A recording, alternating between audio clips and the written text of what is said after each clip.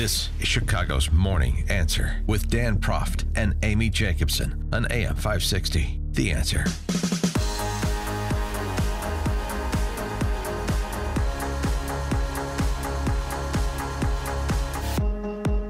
Good morning, Dan and Amy. So we're less than a week away from President Trump's State of the Union address. We're just a few days removed from his compromise proposal, which was, again, comprehensive in nature on the issue of border security, and offered 3-year extensions of legal residence in this country to 1 million persons who have a DACA or temporary permanent status designation.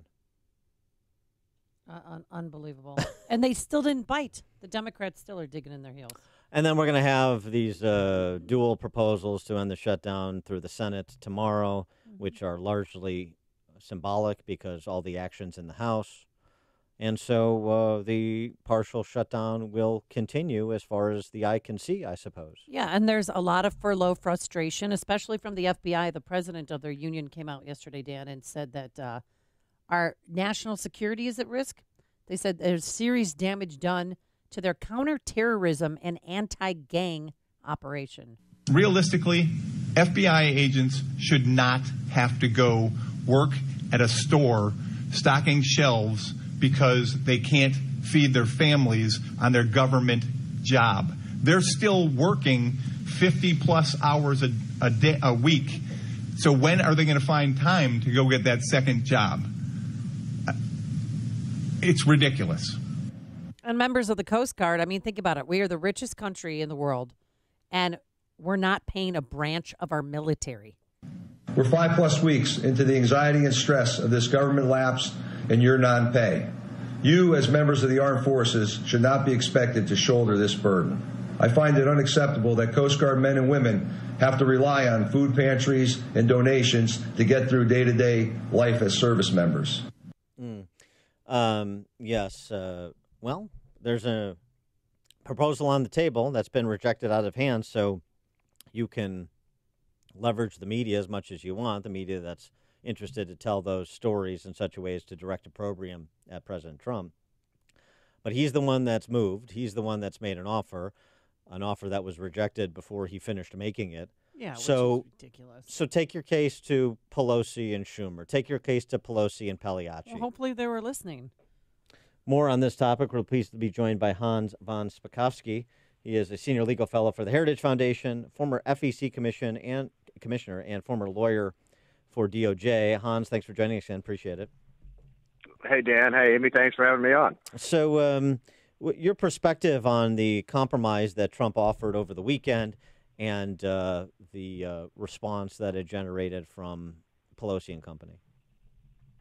Well, I can't say I like the compromise because I don't think you should even consider any kind of amnesty or benefits for people who are in the country illegally until you've secured the border and also improved enforcement in the interior of the country. The reason being that, look, any kind of amnesty deal brings in and attracts even more illegal aliens. You know, that's what happened in 1986 when Ronald Reagan agreed to a compromise with the Democrats. And I don't know if you all recall, the deal back then was he said, okay, we'll provide amnesty and citizenship for the illegal aliens in the country, but in exchange, I want the money to secure the border.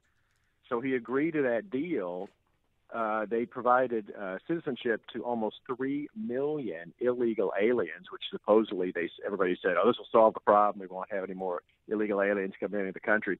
And then the Democrats didn't carry out their part of the deal. They didn't provide the appropriations for better security and increased interior enforcement. And that's why, you know, offering amnesty before you've actually secured the border is a bad idea. But look, even though the president made the deal, the Democrats have already, as you said, summarily rejected it.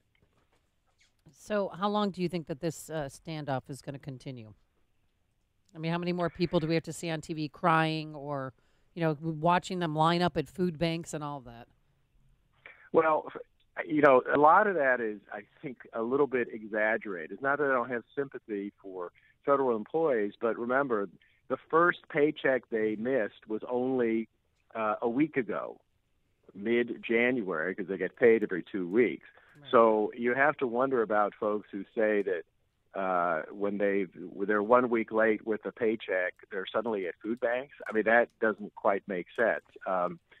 Look, the president's very adamant about that because he believes our national security is at risk, and we have, frankly, hordes of illegal aliens in caravans headed for the border trying to get across. So I don't know if and when this is going to get resolved. The one thing that might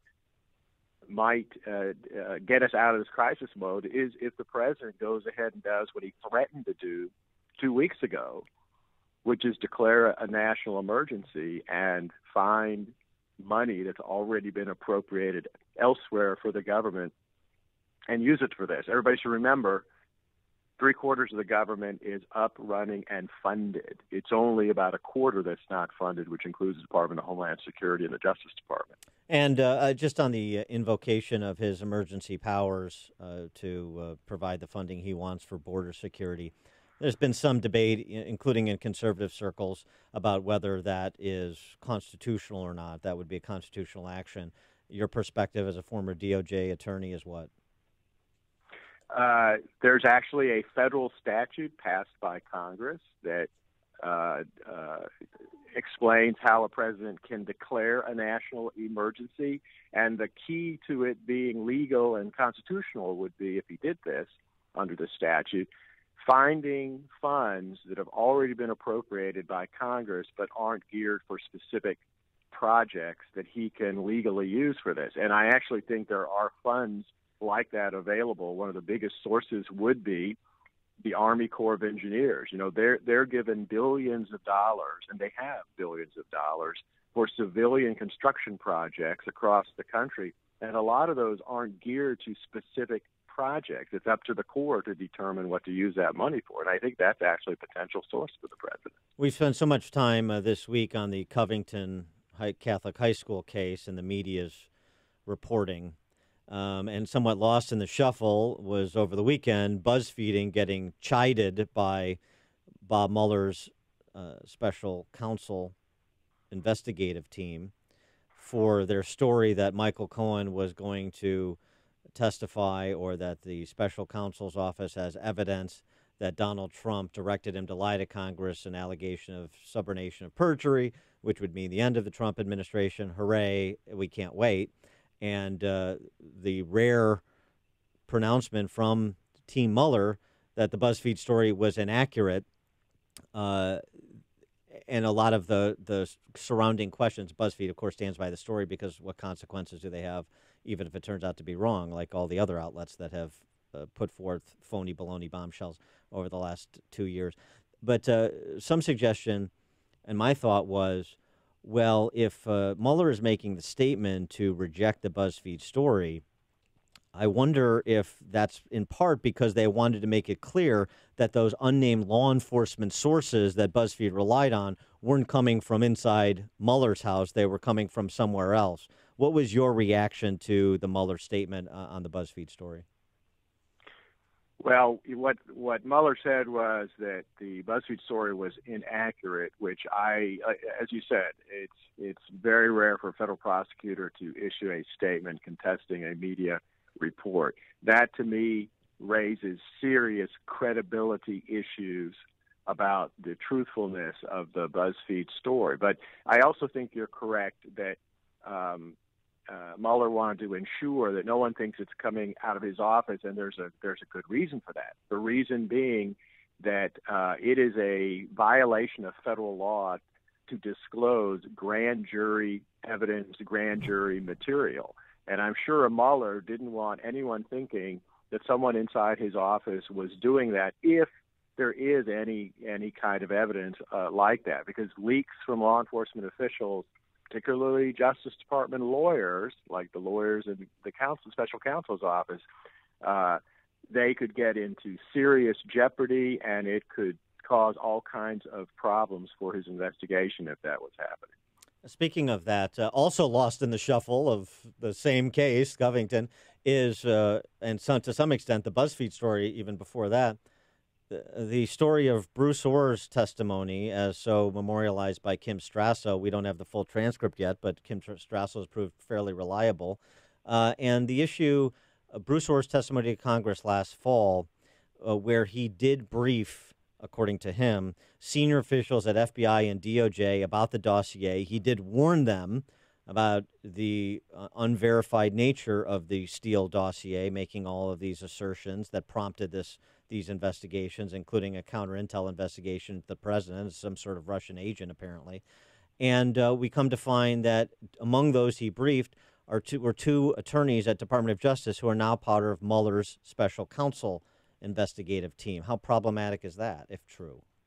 That is a huge problem, because if in fact it is correct that the FISA applications, these are the applications to obtain warrants to engage in electronic surveillance of the Trump campaign, if those applications were full of lies and were misleading, because the applications require that the FBI and DOJ certify that they have basically verified and checked the information that they're asserting in there. And if that wasn't true, it was simply the dossier was unverified, then that is a major abuse of the federal statute that governs this.